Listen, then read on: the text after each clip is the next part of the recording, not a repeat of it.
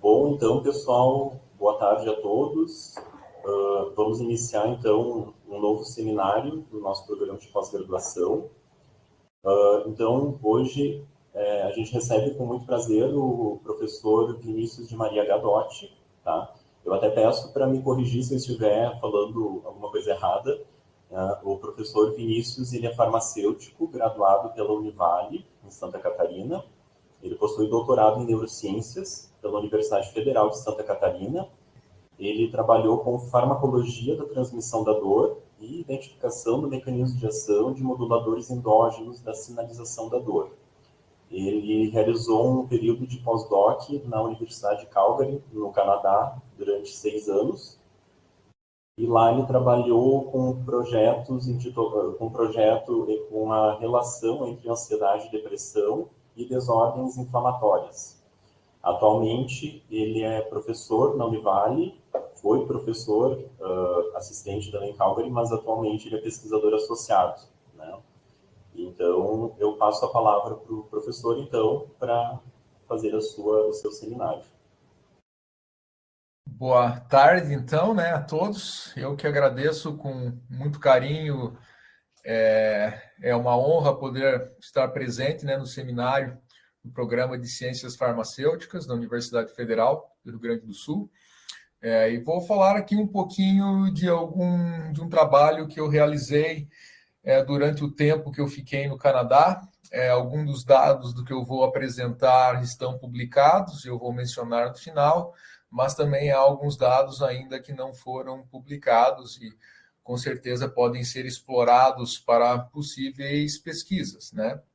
Então eu vou falar um pouquinho, né, do meu interesse em particular de como os transtornos e sintomas, né, de ansiedade e depressão maior, eles surgem como consequência de inflamação visceral e experiência de dor, tá? E eu vou mostrar então um pouquinho da profilaxia usando um modelo animal através da utilização de um composto orgânico natural, tá? Então, eu não vou aqui tomar muito tempo na parte introdutória, porque a gente gosta mesmo de mostrar os dados, né? Então, mas eu não posso deixar de mencionar algumas coisas que relacionam a gênese dos transtornos de ansiedade e depressão com as doenças inflamatórias e a experiência de dor crônica, tá?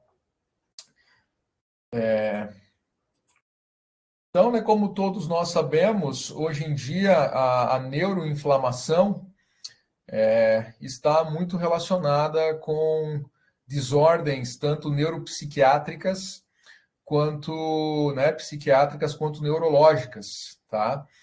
Onde nós temos aí uma gama destas doenças que hoje, sabidamente, contém o cunho inflamatório, seja na gênese quanto na manutenção e na perpetuação desses transtornos, tá? Então, podemos citar várias, como a esclerose lateral amiotrófica, a esclerose múltipla, né?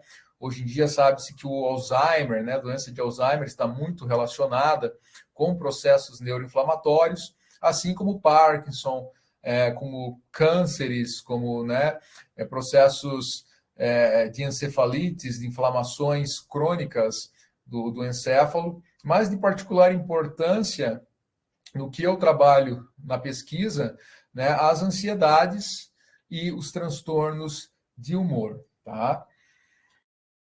Então, né, começando a falar um pouquinho de que, como nós estamos falando de inflamação e dor, é importante nós sempre mencionarmos que a dor, ela se divide principalmente numa fase aguda e numa fase crônica, onde a fase aguda, ela é adaptativa, né? Nós nos adaptamos a ela, assim naquele momento que nós prendemos normalmente nosso dedo, né, numa porta ou demos uma batida, onde nós sentiremos um processo de dor por algumas horas, talvez por um dia, mas o nosso corpo tem a potencialidade de controlar e se adaptar, né?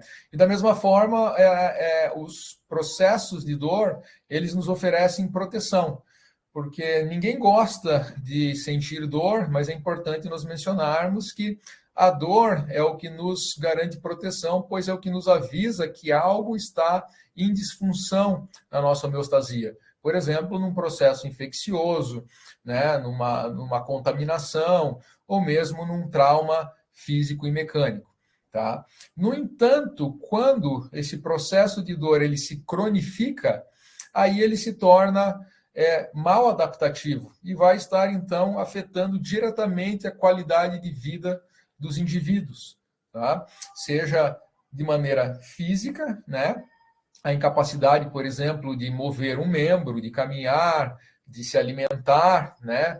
De se locomover, quanto de particular interesse a sua qualidade de vida do ponto de vista neurológico. Tá? Então, nós sabemos que existem algumas regiões do nosso encéfalo dos quais processam a informação de dor, mas que também estão diretamente relacionadas com o processamento das emoções, como as áreas do sistema límbico, né, de particular interesse o hipocampo, a amígdala, núcleo accumbens, a área tegumental ventral, mas nesse trabalho aqui nós falaremos um pouquinho mais à frente do hipocampo. Tá?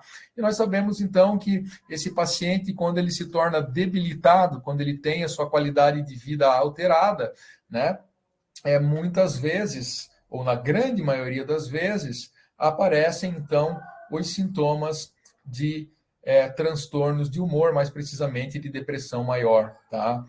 E é importante nós mencionarmos que tanto os transtornos de humor quanto as dores crônicas, elas são comorbidades. Normalmente elas aparecem associadas.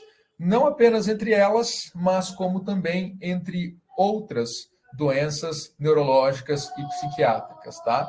E é importante nós mencionarmos que a depressão maior, principalmente, ela está sendo considerada pela Organização Mundial de Saúde como sendo a doença, ou a ser a doença mais cara aos cofres públicos do mundo inteiro até 2030. Tá?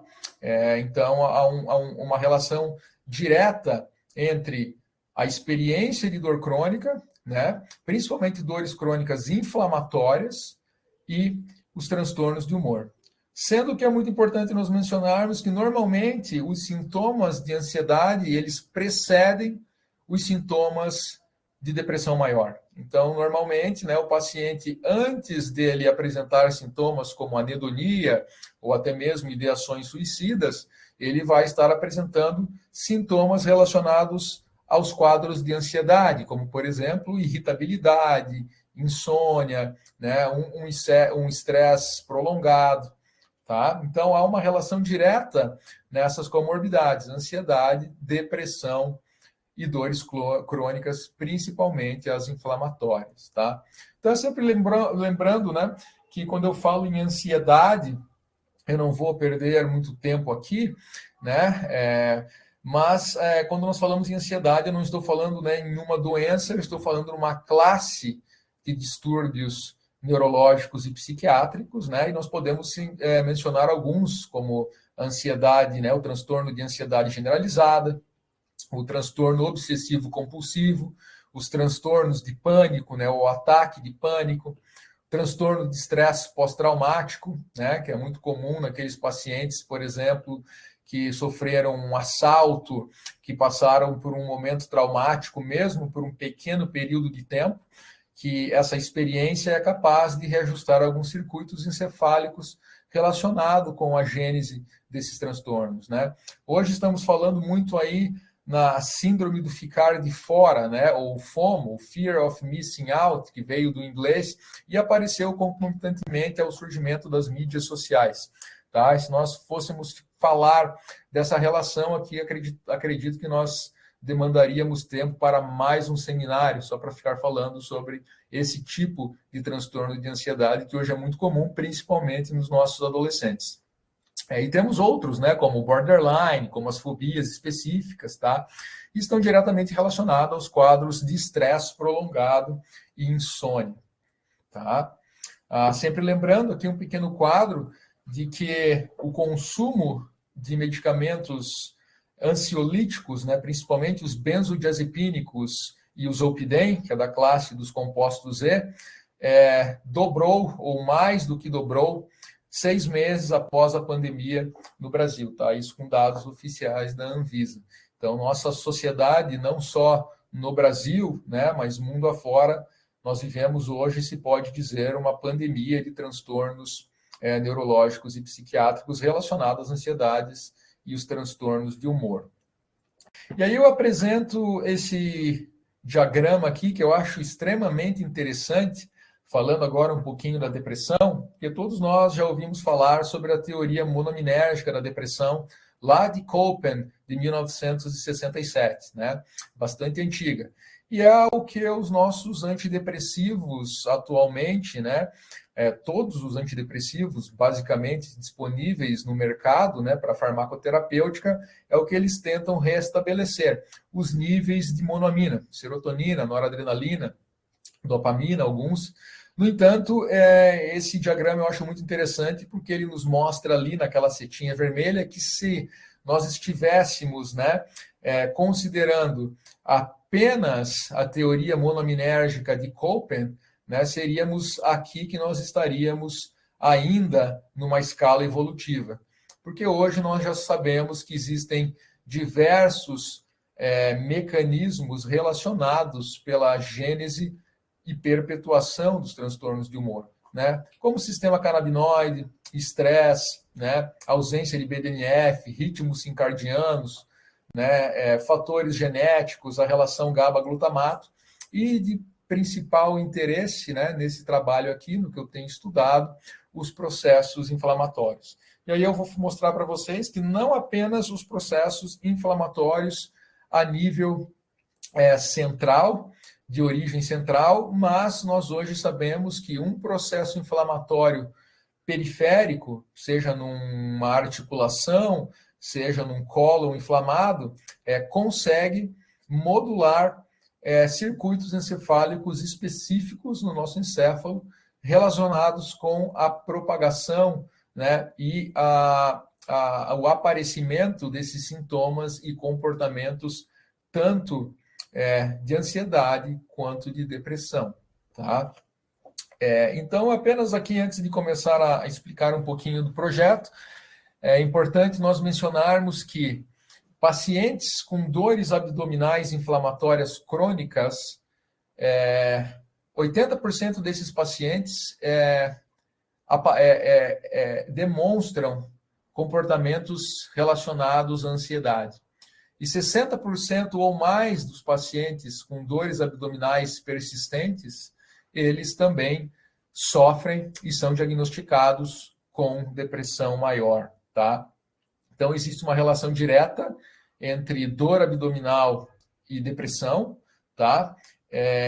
Que é muito mais presente do que outros tipos de dores, por exemplo. Então, a gente sabe que as dores abdominais são aquelas que é onde nós temos o maior número de pacientes diagnosticados com depressão. Maior ainda do que as enxaquecas, que são bastante importantes, mas muito mais ainda do que as dores neuropáticas, tá?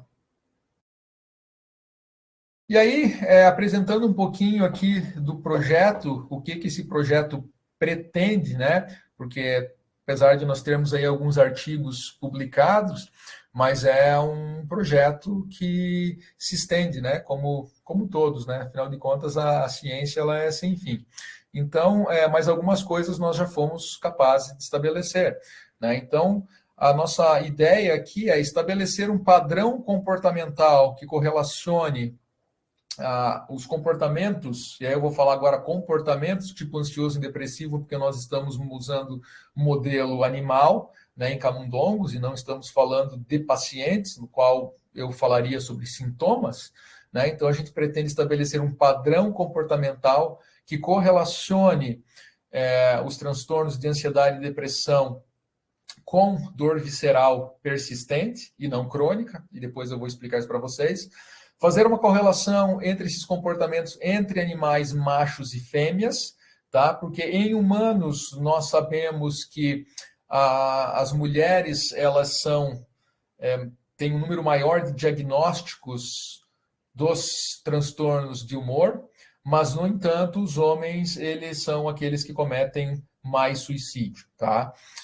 Obviamente que existem algumas teorias para tentar explicar isso, tá? Seja do ponto de vista cultural ou do ponto de vista hormonal, e obviamente que não é o momento, nesse momento, de nós entrarmos nessa discussão, mas podemos, com certeza, ao final do trabalho, tentar falar um pouquinho sobre isso, tá? E aí a gente gostaria de estabelecer uma comorbidade, um modelo de comorbidade com relevância clínica, porque até o momento, então, não existia um modelo animal relacionando, né, a dor inflamatória ou a inflamação visceral persistente, não crônica, mais uma vez, com o desenvolvimento desses comportamentos do tipo ansioso e depressivo.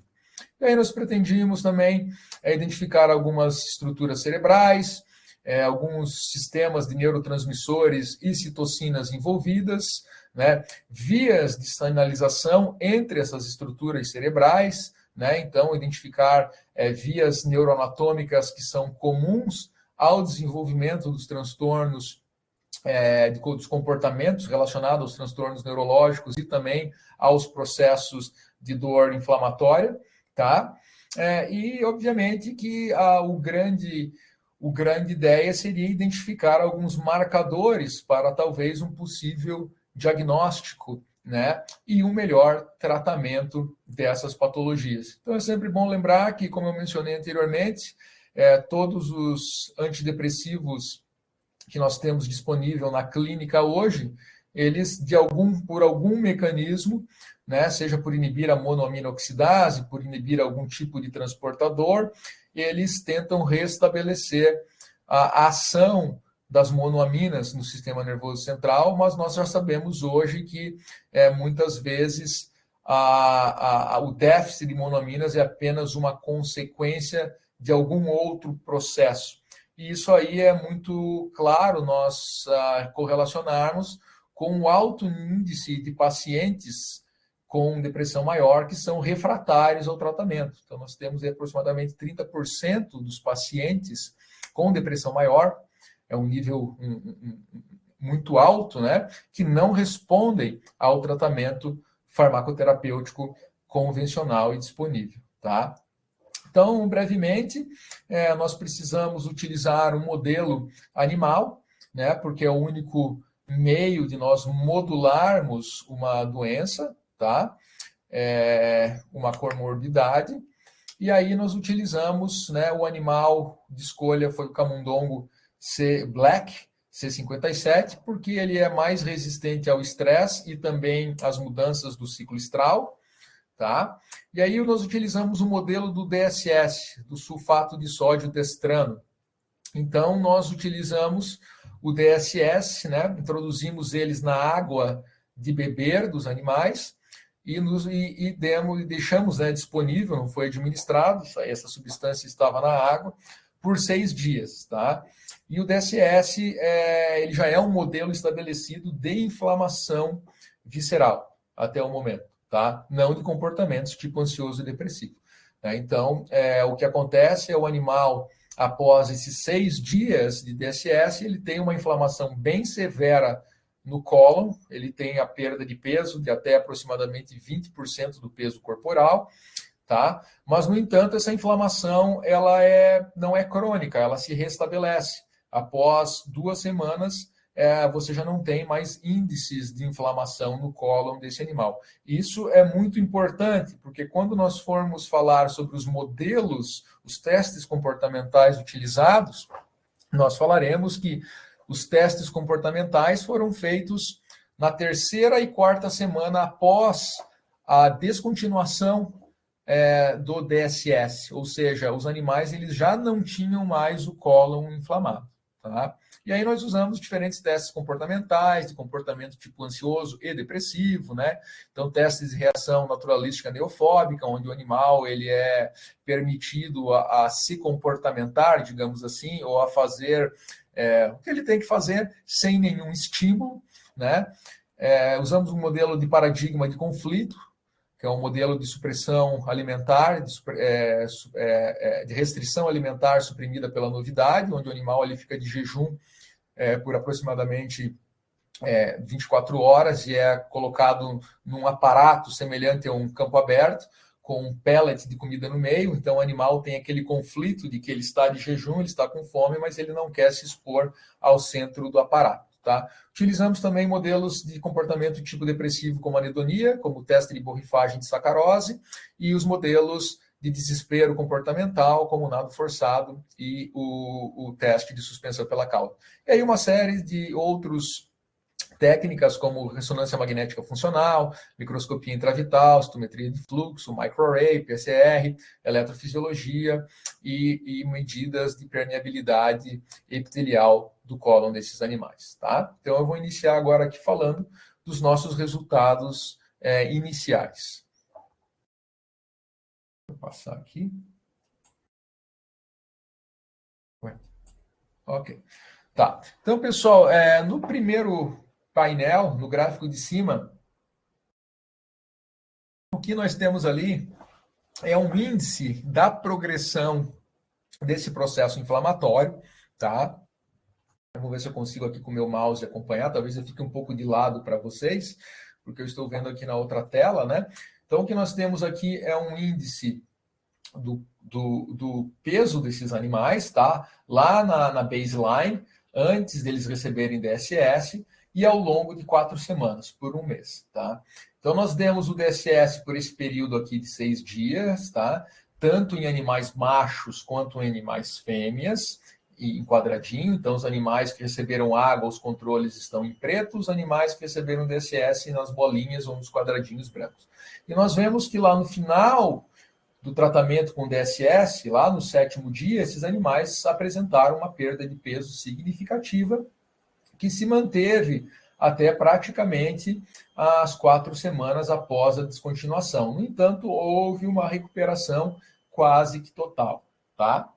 E em diferentes fases desse processo, nós fizemos algumas avaliações, como testes comportamentais, testes bioquímicos, biologia molecular, e que eu vou estar dando essa informação à medida que eu vou apresentando os resultados. Tá? O que é importante nós mencionarmos aqui é que a análise bioquímica de mieloperoxidase, né, que é um marcador, uma enzima liberada por neutrófilo, utilizado como marcador do processo inflamatório, né, nós verificamos que no cólon, tanto distal quanto no cólon proximal, a partir de 3 semanas, no caso 2 semanas para o cólon distal, eu já não tinha uma grande atividade da enzima mieloperoxidase, tá? E aí eu vou explicar melhor, à medida que os resultados vão aparecendo, o porquê que isso é importante. Então é sempre bom a gente lembrar que nesse modelo do DSS, lá na 3ª semana já não é significativo os índices, apesar de que existe aqui um trend, né? Parece aqui uma elevação, né? Que existe, mas ela não é significativa comparado com os grupos controles. Aqui no cólon distal, isso aqui está bem mais visível, tá? Então, a primeira coisa que nós fizemos, né, para avaliar a dor foi a medida eletrobiográfica da musculatura abdominal oblíqua de camundongos, tanto tratado com DSS quanto tratados com água, os animais controle. Então, esses animais, eles, em diferentes tempos, né, em diferentes time points, seja lá 5 dias após a descontinuação, ou ainda 1 mês depois da descontinuação, eu vou apresentar esses dados, eles passaram por uma cirurgia, foi implantado um eletrodo na musculatura abdominal oblíqua desses animais, tá? Esse eletrodo ele vem aqui por baixo da pele, atrás do pescoço, e é isolado aqui para que os animais não consigam roer, tá? No período de recuperação. E após 2 dias da recuperação dessa cirurgia, nós fizemos o registro eletromiográfico da musculatura abdominal oblíqua como um índice indireto de dor, né? Como aquela contração muscular do nosso abdômen quando nós temos uma cólica bastante severa, tá? E isso foi feito, o estímulo que nós utilizamos foi um balão introduzido no cólon desses animais, né? Na verdade é um catéter cardíaco, tá? De distensão, e nós utilizamos, né, uma pressão hidráulica, porque esse catéter, esse balãozinho estava preenchido com água.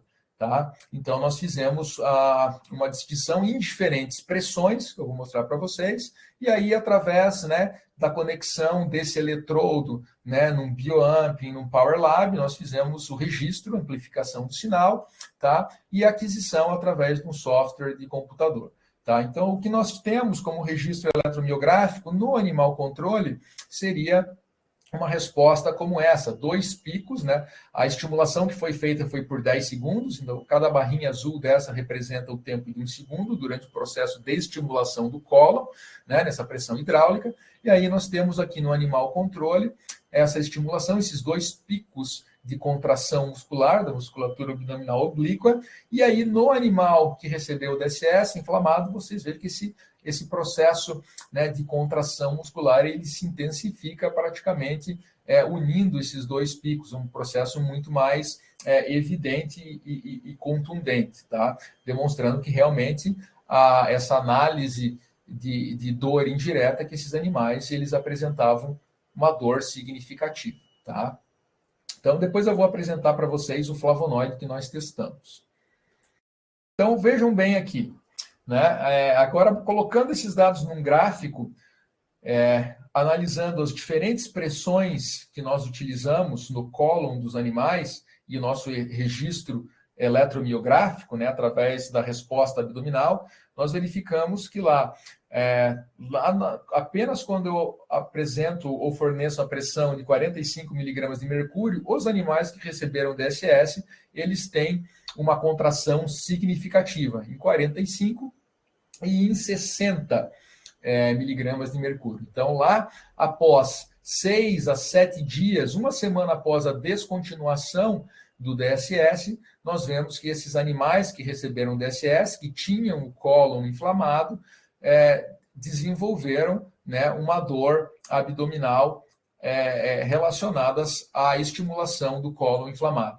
No entanto, isso é bastante importante agora, no painel do lado, que foi o mesmo experimento, obviamente que em outros animais, em outro grupo de animais, mas 1 mês, 4 semanas após a descontinuação do tratamento com DSS, nós vemos que esses animais eles não respondiam mais à estimulação colônica, tá? Então, nós não tínhamos uma contração muscular da musculatura abdominal diferente dos animais que receberam apenas água, certo? Isso é importante por quê? Porque os testes comportamentais foram realizados em torno de 3 a 4 semanas após a descontinuação do DSS, tá? Então, nos parece, eu já vou me adiantar aqui nos resultados, que apesar de os animais estarem com dor e um processo inflamatório que não é crônico, que dura aproximadamente 10 dias a 1 semana, apesar de eu ter alguns marcadores ali de mieloperoxidase no cólon proximal, essa experiência de inflamação visceral e de dor por um pequeno período de tempo é capaz de alterar alguns circuitos encefálicos específicos relacionados com a manutenção, né, e com o aparecimento dos comportamentos tipo ansiedade e depressão, tá? Então, aqui nós fizemos também uma série de análises comportamentais, tá? Eu vou, talvez, não explicar em detalhes o modelo, porque eu acredito que a maioria de vocês já devem conhecer esses modelos, tá? Também para não tomar muito do nosso tempo, mas o primeiro experimento comportamental, então nós começamos fazendo os comportamentos, analisando os comportamentos tipo ansioso, né? Como eu falei anteriormente, pelo fato de os sintomas de ansiedade clinicamente precederem os sintomas de depressão. Tá? Então, o modelo do campo aberto é um modelo que é muito utilizado para medir a atividade locomotora dos animais, mas ele também pode ser utilizado para analisar o comportamento tipo ansioso, pelo fato de que o comportamento natural do animal é estar nas extremidades. O animal ele não gosta de se expor nos quadrantes centrais do aparato. Então, inicialmente, nós vimos que os animais, tanto que receberam água quanto DSS, não apresentaram diferença no número total de locomoção.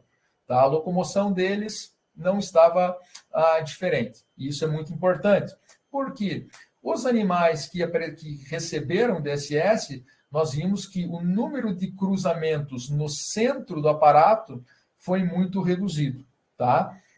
Principalmente, significativamente diferente, né? Metade dos cruzamentos para os animais machos. Nas fêmeas, apesar de haver uma tendência, não houve diferença significativa, tá?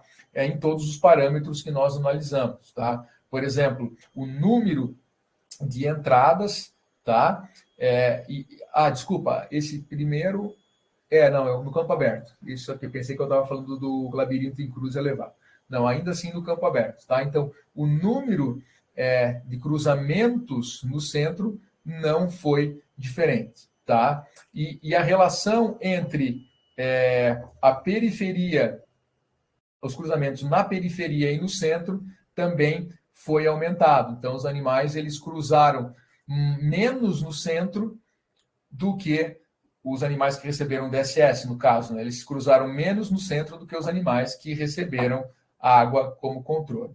E daí nós utilizamos, fizemos alguns parâmetros do modelo do labirinto em cruz elevado, que parte também do princípio que os animais, eles não gostam ou eles não se expõem aos braços abertos, eles preferem ficar nos braços fechados. E nós sabemos que os ansiolíticos, eles mudam esse perfil, eles fazem que os animais eles entrem mais nos braços abertos, tá? Validando, então, esse modelo, que é o modelo mais utilizado para a verificação de atividade de comportamento tipo ansioso, né? E para o efeito ansiolítico de novos compostos com potencial para o desenvolvimento de novos fármacos. Então, mais uma vez, nós verificamos aqui no painel A que não houve mudança tanto nos animais tratados com DSS, né, nos animais inflamados, ou nos animais controle, no número de entradas, eles exploraram da mesma forma. No entanto, os animais que receberam DSS, os animais machos, eles entraram menos no campo aberto, eles preferiram explorar mais os braços fechados, então mostrando que o tratamento com DSS potencializou o comportamento tipo ansioso desses animais. Então, nós analisamos vários parâmetros, como o tempo que eles permaneceram, né, nos braços, tá, tanto abertos quanto fechados, tá, e o número de entradas. Então, apesar de que nós vimos aqui que nos animais fêmeas existe uma tendência, né, significativa, nós não conseguimos observar essa tendência apenas nos animais machos, tá? E aí nós utilizamos um modelo da restrição alimentar suprimida pela novidade, onde o animal ele era colocado em restrição alimentar, ele ainda recebia água, mas ele não recebia alimentação por 24 horas, e depois nós colocamos esse animal num campo aberto, né, coberto com a maravilha da caixinha deles e com um pellet de comida no centro. Então, os animais que foram tratados com o DSS, eles levaram muito mais tempo para interagir com a comida, o que é o índice de comportamento tipo ansioso, tá? Né, num modelo agora de paradigma de conflito. Os anteriores eram um modelo de reação naturalística neofóbica, porque não existia nenhum estímulo. O estímulo era apenas a vontade natural do animal, o comportamento natural deles de se proteger. Tá? E aí agora nós tivemos uma diferença para os animais tratados com DSS, tanto os animais machos quanto as fêmeas que receberam DSS, ambos levaram mais tempo para interagir com o alimento. Tá? E agora, já entrando no modelo comportamental de anedonia, né, que se assemelha àquele comportamento, àquele sintoma do paciente depressivo da falta de prazer em atividades que antes o eram prazerosas, né, o modelo da borrifagem de sacarose, ele tem esse pressuposto pois os animais, o comportamento normal dos animais é o grooming, né? Os camundongos, eles passam bastante tempo lambendo a sua pelagem. E quando eles recebem essa substância gosmenta e melada, que é a sacarose, eles passam muito mais tempo fazendo esse comportamento de grooming. Então, nós vimos que no modelo, né, que nós utilizamos um experimentador cego, né, no caso, né, cego aos grupos experimentais, né, um blinded experimenter, nós visualizamos que os animais que receberam o DSS, eles passaram muito menos tempo com o comportamento de grooming do que os animais controles, e com uma diferença estatística tanto para os animais machos quanto os animais fêmeas. Tá? É importante mencionar que esses testes foram realizados entre 3 e 4 semanas após a descontinuação do DSS, onde nós não tínhamos mais o comportamento de dor, tá, nesses animais, e muito pouca inflamação no colo, eles já estavam praticamente recuperados do processo inflamatório. Tá? E aí, aqui é só para validar esse comportamento com o bretazenil. O bretazenil, ele é um agonista parcial do receptor GABA, com atividade intrínseca de apenas 30%, ou seja, ele não causa sedação e ele não afeta a locomoção dos animais, aqui no labirinto em cruz elevado. Então, vocês podem ver que tanto os animais que receberam água quanto os animais que receberam DSS, não houve diferença significativa, né? Nenhuma diferença no comportamento de locomoção desses animais. No entanto, o bretazenil, que tem um efeito parecido com o diazepam, mas como eu falei para vocês, ele é um agonista muito fraco, por isso ele não é utilizado clinicamente, né? Mas é uma droga experimental. Ele é capaz de reverter de maneira significativa, né, o comportamento tipo ansioso dos animais que receberam DSS em comparação com os animais controle, tá? Em todos os parâmetros que nós observarmos, tá? Seja o tempo de permanência e o número de entradas. Eu acho que aqui tem um erro na legenda, peço perdão, tá? Esse aqui é tempo, o tempo nos braços, e aqui é o número de entradas, tá? E aí nós partimos para os modelos de comportamento tipo depressivo, tá? E aí nós utilizamos os modelos. Já tínhamos utilizado o modelo de anedonia, da borrifagem de sacarose, e agora nós utilizamos os modelos de desespero comportamental, né, que estão relacionados com a capacidade, né, do animal em permanecer lutando daquele estresse inescapável. Tá? Então, no caso, o animal, quando ele recebe um antidepressivo, aí o tempo de imobilidade é diminuído. Tá? Então, quanto maior a imobilidade, está relacionado com o comportamento tipo depressivo. Tá? E aí nós vemos que os animais que receberam DSS, tanto animais machos quanto animais fêmeas, nós tivemos um aumento do comportamento de imobilidade, ou seja, refletindo, né, num aumento do comportamento tipo depressivo.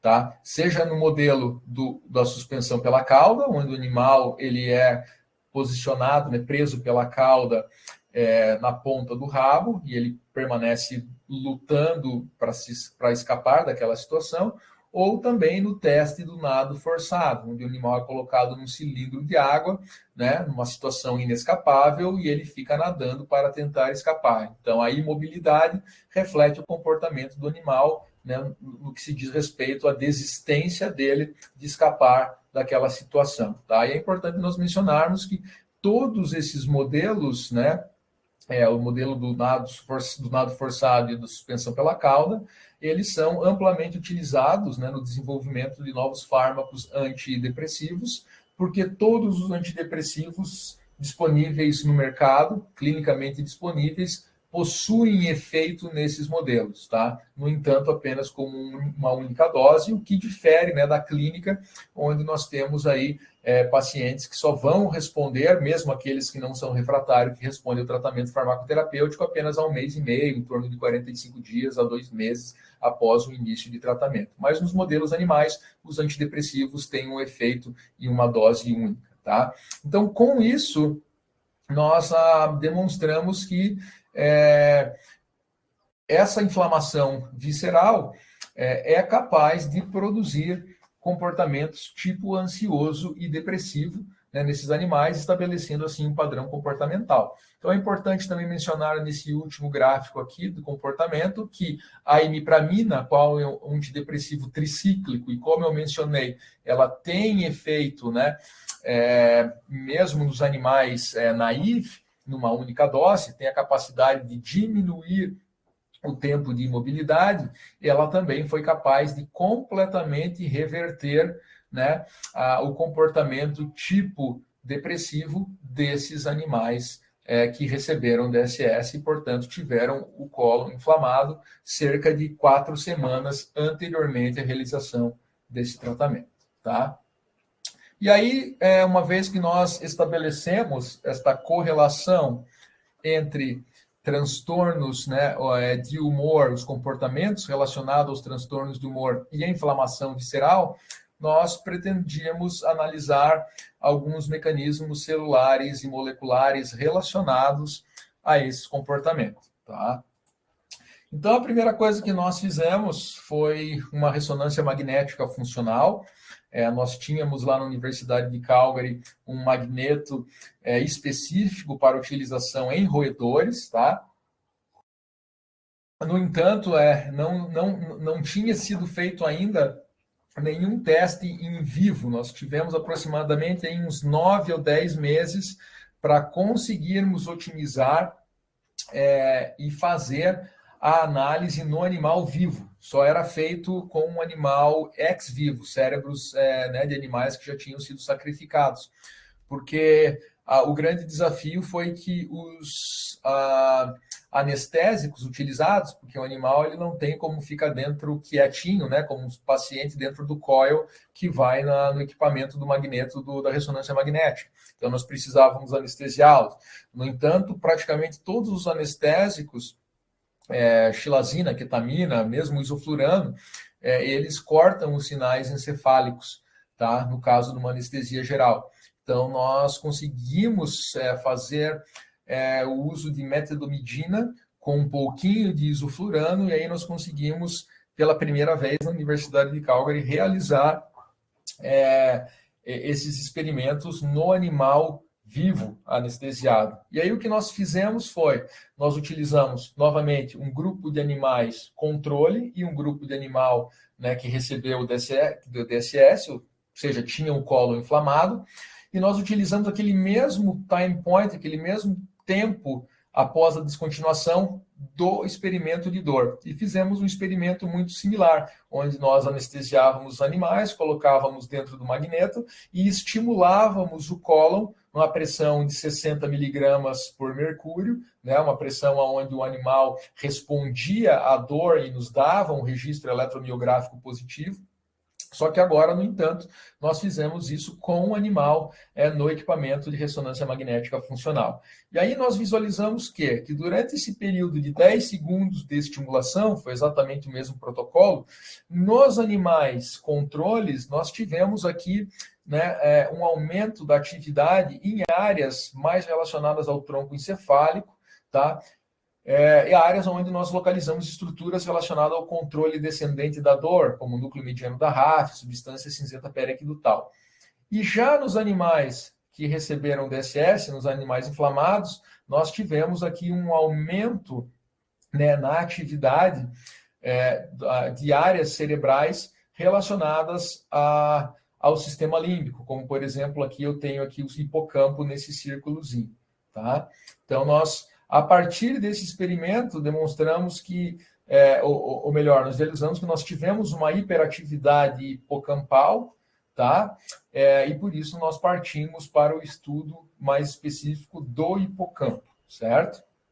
Então, aqui nós temos, né, outras, na verdade, agora, né, as fatias, né, obviamente geradas pelo equipamento, pela computação, né, que tocava o equipamento, e conseguimos ver aqui a ativação de várias estruturas no cérebro do animal inflamado, inclusive áreas relacionadas ao córtex pré-frontal, tanto infralímbico quanto mesolímbico, né, que são áreas relacionadas com controle de tomadas de decisões, controle lógico e amplamente envolvidas nos transtornos de ansiedade, tá?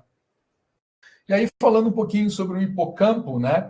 E agora nós fizemos um experimento bem legal, que foi o registro eletrofisiológico dos neurônios, dos interneurônios, interneurônios que controlam a sinapse entre as fibras colaterais de Schaffer e os neurônios piramidais, que controlam a saída de informação do hipocampo. Então, aqui na circuitaria do hipocampo, eu tenho o giro denteado, onde recebe as informações, né, os sinapses de circuitarias provenientes de outras partes do encéfalo, tá? Então, né, essas fibras do giro denteado se projetam até a região CA3, onde fazem sinapse. Aqui também existem alguns interneurônios, algumas fibras específicas, mas mais importantemente elas comunicam com as fibras colaterais de Schaffer, que são neurônios principalmente glutamatérgico, que controlam a estabilidade dessas fibras piramidais na região CA1, né, que controlam, então, por sua vez, a saída desse estímulo do hipocampo, né, e aí envia essas projeções neuronais para outras áreas do hipocampo. Tá? Então, o que nós fizemos? Nós estimulamos, né, as fibras colaterais de Schaffer, que são fibras glutamatérgicas, e fizemos o registro eletrofisiológico de interneurônios que estão aqui, né, fazendo o controle dessa sinapse entre as fibras colaterais de Schaffer e os neurônios piramidais de CA1, que também são glutamatérgicos. Ambas as fibras colaterais de Schaffer e os neurônios piramidais, glutamatérgicos, na sua maioria, mais os interneurônios que nós averiguamos são interneurônios GABAérgicos, tá? Então, o que nós verificamos foi que nos animais, nós fizemos o registro, né, do potencial inibitório pós-sináptico, afinal, estávamos vendo interneurônios GABAérgicos, e aí o que nós analisamos aqui, nós verificamos aqui, foi que esses interneurônios GABAérgicos, eles despolarizam, né, com um estímulo menor do que os animais controle, ou seja, eles estão mais ativados, tá? Eles estão mais, a excitabilidade deles está maior do que nos animais controle, tá? Então aqui eu tenho uma representação que é muito importante mencionar, não é uma representação da densidade dessas fibras, mas sim uma representação da atividade dessas fibras. Então, o que nós podemos verificar é que essas fibras aqui no animal inflamado, aqui no meio, né, que representam os interneurônios GABAérgicos, elas estão muito mais ativas do que no animal, digamos, saudável, ou no animal controle aqui em cima, tá?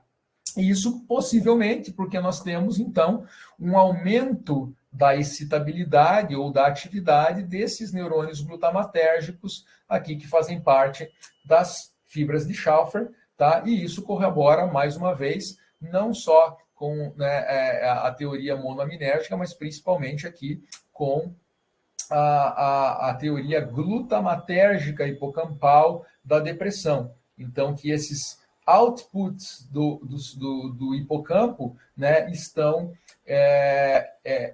comprometidos em função do aumento da atividade dos interneurônios GABAérgicos. Então, esses neurônios piramidais, que por sua vez controlam a atividade de neurônios monoaminérgicos, serotonérgicos, estão comprometidos. Tem uma baixa, né, da atividade desses neurônios das fibras piramidais glutamatérgicas. Tá certo? E aí, né, como nós estávamos num processo, num projeto, né, tentando verificar também a questão da neuroinflamação, nós fizemos, né, e nós verificamos uma alteração dos comportamentos tipo depressivo e ansioso desses animais aproximadamente um mês depois da descontinuação do DSS, nós tentamos verificar, né, a presença de algumas citocinas inflamatórias, né, por alguma razão que eu acho que eu esqueci de mencionar anteriormente. Nós já tínhamos estudado isso lá na minha época de aluno de doutorado ainda. Nós tivemos um estudo que eu sou coautor, onde nós injetávamos TNF, interleucina 1 beta, e tentamos verificamos, né, o desenvolvimento de transtornos de comportamentos tipo depressivo nos animais, nos camundongos. Então, nós verificamos que existe um alto expressão do RNA mensageiro, né, através da técnica, né, de PCR quantitativo, né, no hipocampo desses animais, 28 dias após a descontinuação com o DCS. Não houve alteração aqui nos níveis de TNF-alfa, tá? E aí é importante também nós mencionarmos que nós fizemos uma citometria de fluxo, tá, para tentar visualizar a ativação de microglias, mas, para nossa surpresa, nós não conseguimos identificar aqui, né, um aumento das microglias ativadas, né, evidenciadas aqui pelo CD45 intermediário. Então, possivelmente, essa liberação de citocina inflamatória, de L1 beta, não está relacionado com a ativação das microglias constitutivas do encéfalo, pelo menos nesse período de tempo, que foi 7 dias após a descontinuação, tá?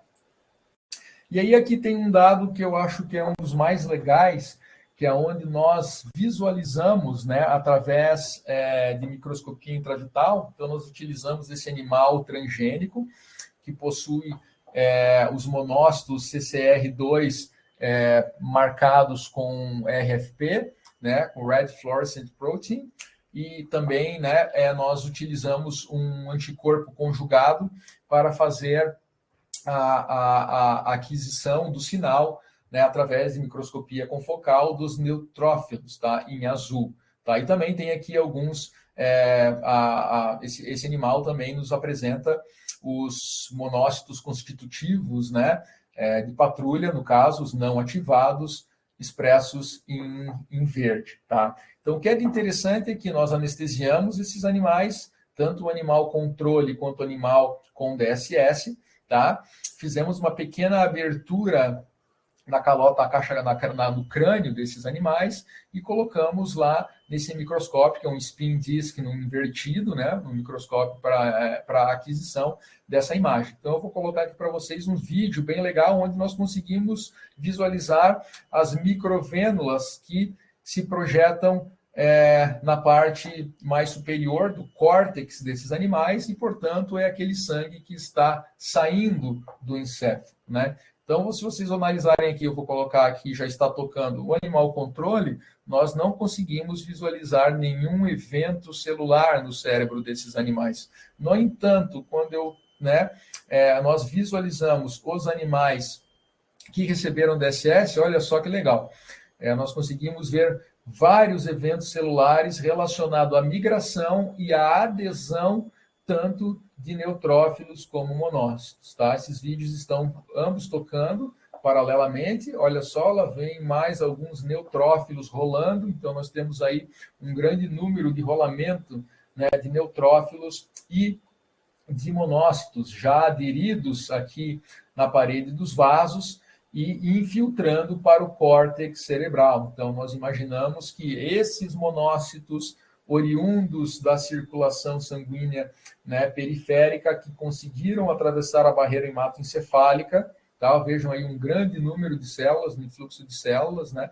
Essas células originalmente periféricas, inflamatórias, conseguem, então, atravessar a barreira hematoencefálica, se alojar no córtex cerebral e estar, então, aí liberando algumas citocinas inflamatórias que vão aí fazer parte desse mecanismo de perpetuação desse processo neuroinflamatório. Mesmo quando nós sabemos, né, que as microglias, elas uma vez ativadas, talvez por isso nós não conseguimos visualizar em 7 dias, talvez se nós fizéssemos esse experimento, né, no experimento de histometria de fluxo, talvez num período mais posterior, lá perto das 3, 4 semanas, nós conseguiríamos visualizar alguma ativação de microglia constitutiva, mas nós não visualizamos em 7 dias após, tá? E aí nós fizemos também uma análise total de microarray, né, onde foram analisados 44 mil genes. E para nossa surpresa, né, o microarray não é um experimento específico, né, aquele experimento que se chama experimento metralhadora, você atira para tudo quanto é lado e vê vê aonde acerta. E foi mais ou menos isso que nós fizemos, para ver se nós descobríamos algum marcador específico, tá? E aí nós verificamos que, para nossa surpresa, nós conseguimos também visualizar um aumento da expressão do RNA mensageiro de interleucinon beta, assim como nós tínhamos feito, né, através da técnica de PCR, mas nós vimos aqui alguns alvos bem interessantes, que estão altamente aumentados, né, nos animais inflamados em comparação com os grupos controles, tá? E esses resultados foram confirmados depois por técnica de PCR quantitativo. Então, nós verificamos ali um aumento no gene do LRG1, que é um gene relacionado com os processos de angiogênese, né, ou seja, de formação de novos vasos sanguíneos, o que está diretamente relacionado, né, com a inflamação. A gente sabe que os eventos vasculares, né, da inflamação e depois celulares, nós temos aí o processo de angiogênese, tá? Nós verificamos também a presença desse transportador SNAT5, que é um transportador de glutamina, que faz o efluxo de glutamina dos astrócitos, ou seja, então ele fornece mais substrato para a formação de glutamato, né? Isso aí também corrobora com aqueles nossos dados de eletrofisiologia, onde parece que lá nas fibras de Schaffer nós temos um aumento da atividade glutamatérgica, tá? Isso aqui, mais uma vez, foi feito, esse microarray, no hipocampo ventral, que é bem onde eu tenho, da onde partem as projeções das fibras colaterais de Schaffer, tá? E também verificamos um aumento do gene WFDC17, que é um gene relacionado à regulação de processos inflamatórios, né? Na verdade, ele é um regulador, ele é um gene anti-inflamatório, tá? Que codifica algumas proteínas, como a proteína VAP, tá?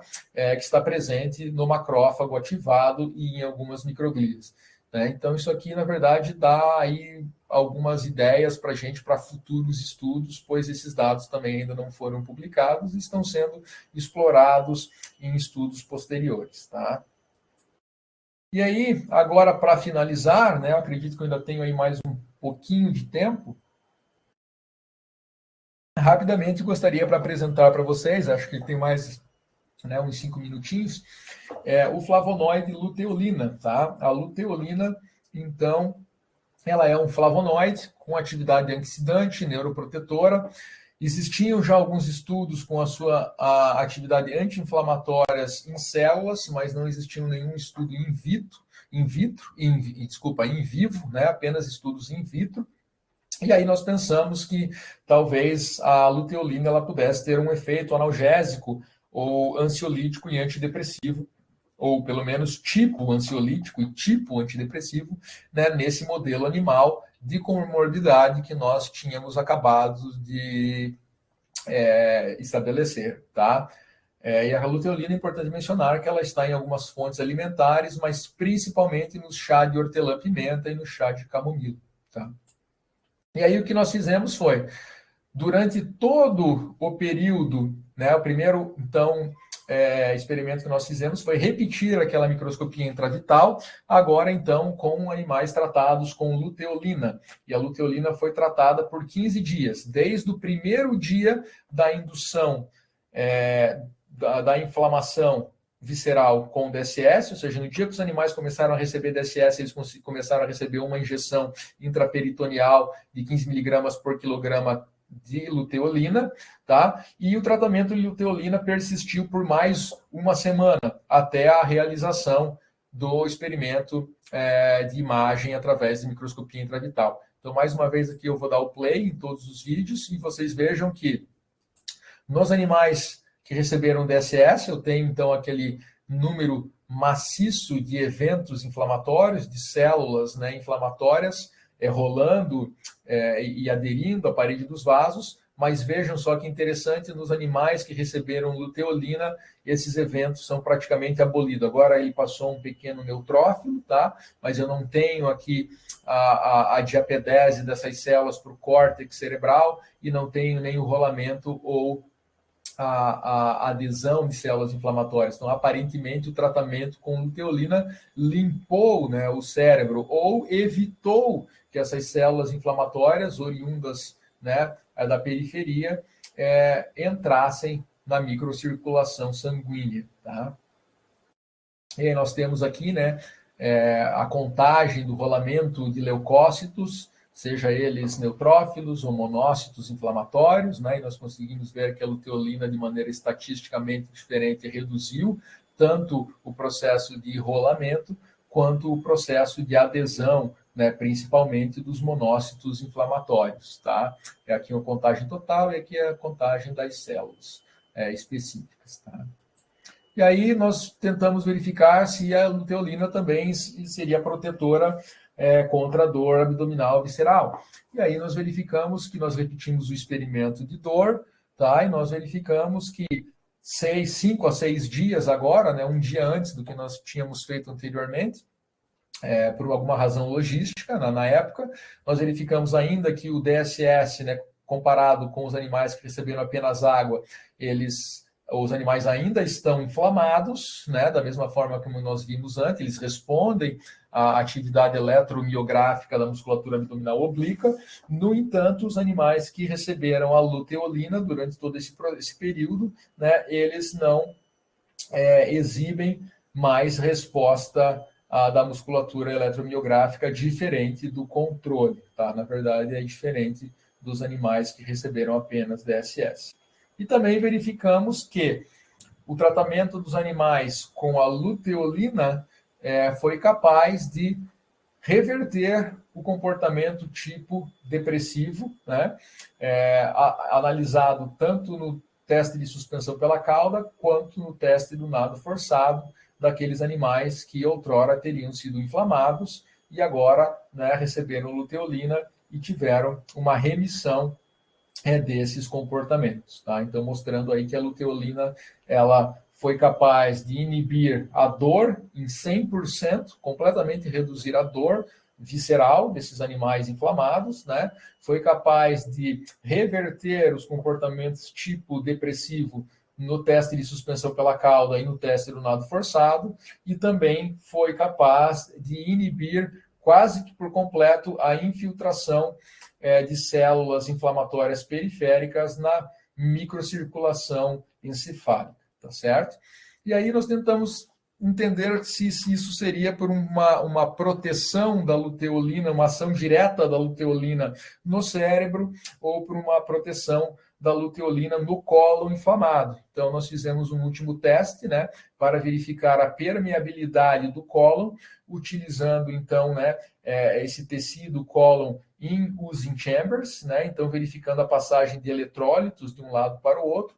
Então, nós sabemos que, né, o animal inflamado, o cólon do animal inflamável, ele está extremamente permeável nesse índice de resistência elétrica transepitelial que nós utilizamos, e que a luteolina previne, uma semana após, né, a descontinuação do tratamento com DSS, a luteolina preveniu, né, de maneira parcial, não completa, como ocorreu nos modelos comportamentais, mas parcialmente inibiu ou protegeu, né, o cólon, inibiu a permeabilidade alterada desse cólon inflamado. Tá? Então, nós podemos dizer que, de forma que a luteolina protege, parcialmente protegendo o cólon inflamado, ela conseguiu prevenir a infiltração dessas células originárias do tecido colônico inflamado na microcirculação encefálica, e também protegeu o aparecimento de dor visceral e de transtornos relacionados aos comportamentos, digo, relacionados aos transtornos de ansiedade e depressão. Tá? Então, parte desses dados já foram publicados, né, na revista iScience e na Molecular Brain, lá em 2019. Esqueci aqui quando eu cortei de botar a lista de autores, mas eu sou primeiro autor em ambos os artigos, sendo que aqui no iScience existem alguns coautores que foram de participação fundamental na execução de alguns experimentos, tá? Peço desculpas por eu ter, na hora que eu cortei, eu ter colocado apenas o título. Então, como para finalizar, né, nós demonstramos, então, que uma colite persistente ela está relacionada com a presença de comportamentos tipo ansioso-depressivo. Nós, então, somos capazes de estabelecer um modelo de comorbidade com relevância clínica, e até o final do ano passado, quando eu vi, existiam já 3 artigos na literatura utilizando o modelo do DSS, referenciando esse nosso paper da iScience, né, como o meu artigo de 2019, como um modelo de comorbidade ou ainda como um modelo de comportamento tipo ansioso e depressivo induzido por inflamação colônica, tá? Verificamos também, né, a presença da resposta neuroimunológica, que é consistente com o desenvolvimento dessas anomalias comportamentais, e demonstramos que a luteolina, que é um bioflavonoide com atividade anti-inflamatória, preveniu a ativação dessas respostas neuroimunológicas, né? Então, finalizando, protegendo o intestino, né, o cólon, apenas parcialmente, nós conseguimos prevenir as respostas imunológicas, né, infiltração dessas células na microcirculação encefálica e o desenvolvimento de hiperalgesia visceral e de comportamentos tipo ansioso-depressivo. Tá? Então, aqui nós gostaria de agradecer, né, o laboratório do professor Gerald Zamponi, do qual eu passei pouco mais de 6 anos como pós-doc, e depois permaneci ainda no departamento como professor adjunto, né, por mais aproximadamente 8 anos, até voltar ao Brasil, mas ainda mantenho o vínculo com o departamento. Laboratório do professor Paul Kubs, laboratório do professor McNaughton. O laboratório do professor Paul Kubs foi quem realizou os estudos de microscopia intravital. O laboratório do professor Wallace McNaughton foi quem realizou os experimentos com as using chambers, verificando a permeabilidade epitelial do tecido inflamado. Certo? Então, assim, eu agradeço pela presença e estou disposto a responder, né, algumas questões ou a gente conversar, caso haja algum comentário, alguma questão, fico aberto para isso. Tá bom? Muito obrigado. Bom, obrigado, professor Vinícius. A gente fica entre maravilhado e chocado com tantos resultados, né? Um modelo tão interessante que permitiu tantas nuances diferentes, assim, tantos resultados de forma a corroborar uma hipótese, assim, que foi brilhantemente apresentada. Achei muito legal esse trabalho e, assim, até confesso que eu não conhecia muito a respeito do status, né, da relação entre inflamação, dor e comportamentos ansiosos, depressivos, e a gente sempre comenta que possivelmente há uma relação, mas agora a gente começa a perceber que sim, há, de fato, e está comprovado, né? É um trabalho bem interessante, realmente, né? E, pessoal, caso tenham dúvidas ou alguém queira fazer alguma pergunta, a gente deixa aberto aqui o chat, ou caso queiram acessar o microfone também, fiquem à vontade. Fiquem à vontade. Eu, assim, inicialmente tinha só um questionamento, assim, mas na verdade é uma curiosidade, né? Certo? Que a luteolina é um flavonoide, assim, até relativamente abundante, né? Ele está presente em algumas plantas medicinais, né? Em alimentos, assim. Isso. Como vocês chegaram a essa dose de 15 miligramas por quilo? E o que vocês, assim, preveriam em torno de uma pessoa que quantos miligramas, assim, qual seria a dose que uma pessoa normalmente deveria consumir para obter esse efeito, assim? Certo. Primeiramente, né, nós chegamos à luteolina pelo fato de que, apesar de o tempo que eu passei lá no laboratório do Dr. Zamponi, a gente estava muito relacionado com o desenvolvimento de fármacos sintéticos, mas toda a minha graduação, minha pós-graduação, eu estudei compostos oriundos de plantas, sejam extratos, sejam os compostos isolados. Então, eu tenho ainda e sempre tive grande interesse por essas moléculas, né, de origem vegetal. Então, na verdade, foi um estudo, uma pesquisa que eu fiz, procurando alguns compostos, né, com uma potencialidade anti-inflamatória, mas que não tinha muita coisa estabelecida em vivo. Então, dentre alguns trabalhos, né, alguns compostos, eu cheguei na luteolina, verifiquei que tinham muitos trabalhos com atividade antioxidante, alguns trabalhos com atividade anti-inflamatória in vitro, mas não existia nada em vivo com ela até o momento.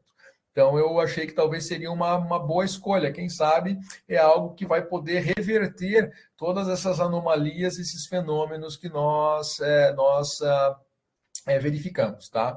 E aí é importante um comentário que você fez, nós mencionarmos que ela foi utilizada como uma profilaxia, foi um tratamento profilático, digamos assim, né? Porque ela foi tratada concomitantemente ao desenvolvimento, né, ao tratamento com o DSS, ou seja, enquanto o animal estava tomando água com o DSS, lá que faz a ruptura do revestimento epitelial e permite a infecção da bactéria comensal e leva a todas aquelas respostas imunológicas, os animais, um grupo de animais estava também recebendo a luteolina.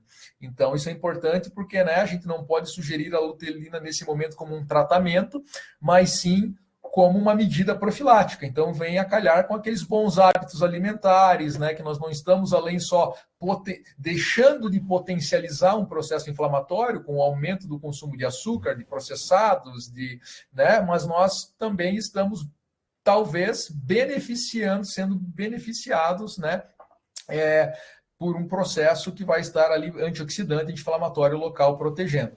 Então, com certeza, né, a quantidade de luteolina presente em frutas, presente em algumas ervas, provavelmente não digamos, suficiente para, a um curto período de tempo, levar a um benefício, né?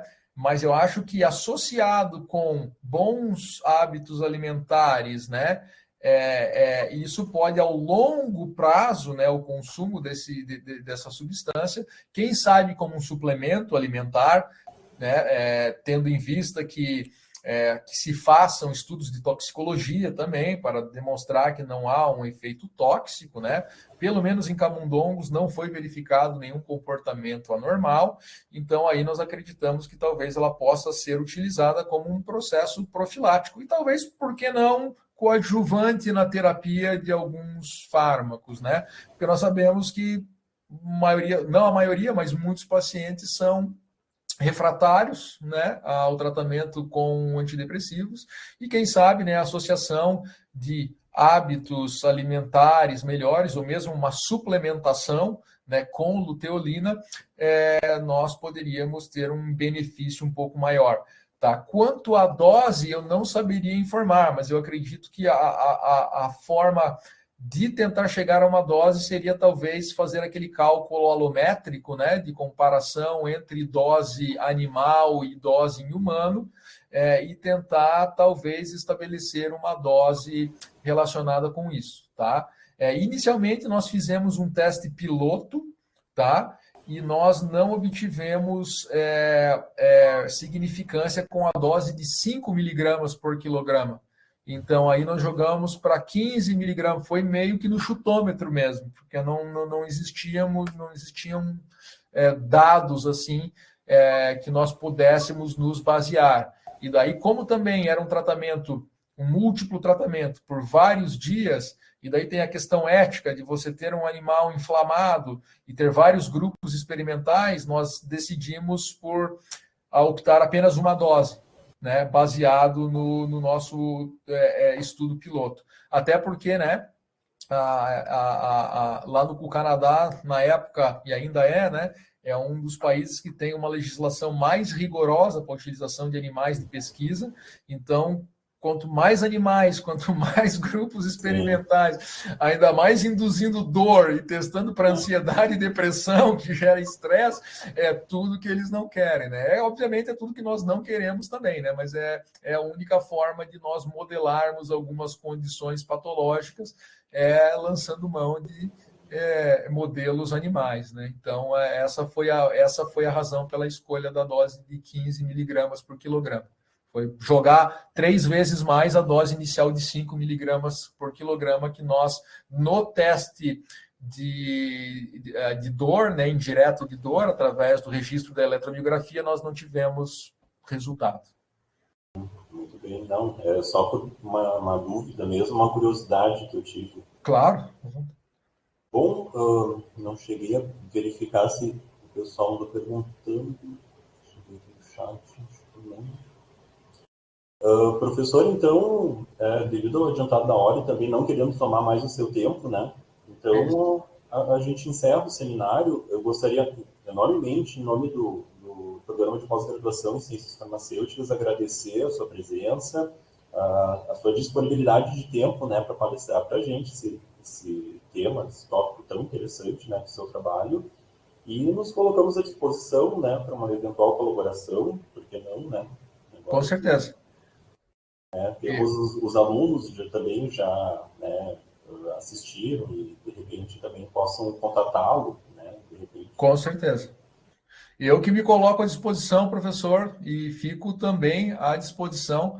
Foi um prazer, né? Sempre um prazer a gente mostrar um pouquinho do trabalho que a gente faz, que a gente se dedica tanto. E feliz de estar agora de volta na nossa terra, né, na nossa pátria, então, e podendo colaborar aqui também com, né, os programas daqui e com os alunos, né, e sempre é bom, sempre muito feliz de ver a presença de tantos alunos, como estou vendo aqui, 37, 35 pessoas presentes, né, eu fico muito feliz com a participação, com a presença dos alunos, e também me coloco à disposição, né, espero que essa seja só um primeiro contato, e que nós mantemos esse contato e essa colaboração, né, aos próximos meses e anos e para o futuro próximo. Tá? Então, me coloco aqui à disposição sempre que necessário. Foi um grande prazer e agradeço mesmo o interesse e agradeço, né, o convite mais uma